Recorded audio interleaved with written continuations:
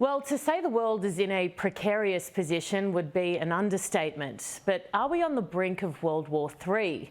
American General and former head of the CIA, David Petraeus, joins me now. General, thank you so much for joining me, particularly on my first show of the year. Before we get stuck into the detail, I'd love your general overall take on the world as you see it right now. Well, first of all, great to be back with you, Erin. If you think of the U.S., and again, together with our allies and partners, as the guy in the circus who has to keep a lot of different plates spinning, there are more plates in that tent that we have to keep spinning. So there's a greater number of them.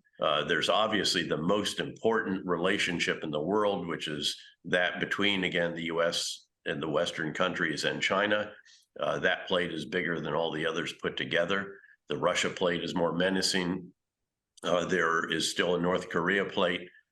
There are still plates that represent various Islamist extremist groups that we have to keep an eye and pressure on, or they will reconstitute. We generally do that by helping others do that. There are obviously all the challenges that we see now in the greater Middle East. Israel, of course, attempting to destroy Hamas, something I believe does need to be done, by the way. The Houthis, the Iranian-supported Shia element in Yemen that is disrupting maritime traffic. 15% of the world's maritime trade goes through the Red Sea. You see problems with Iranian-supported Shia militias in Iraq and northeastern Syria launching rockets and drones and so forth at U.S. bases in those countries. You now even see Pakistan and Iran trading missiles and strikes back and forth. There are various cyber threats, state, non-state, extremist, criminals, you name it. And of course, there are challenges arising from global warming. The wildfire threat that Australia experienced, that Maui experienced, California experiences, and so forth, more severe weather issues and so on. You put all that together and then probably should add in domestic populism in some of our democracies around the world, including the one here in the United States. And what you have is, again, a greater number of challenges and a more complex array of challenges. Okay, so how much capacity does America have to continue, as you put it, balancing all these plates up in the air?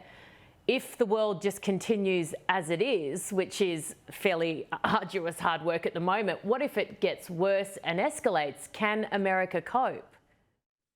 I think we can. Let's keep in mind, people talk about it. Well, the U.S. we're engaged in two wars. We're actually not engaged in two wars. We're engaged in helping two other countries fight against, in the case of Ukraine, against a brutal, unprovoked invasion by a country led by a leader who is fed by a grievance-filled, revanchist, revisionist view of history, and then helping our partner in the Middle East, Israel, as it seeks to destroy an extremist army, which is the accurate description of Hamas. I don't think you can reconcile with an organization that is as barbaric and carried out such horrific, unspeakable actions on 10/7.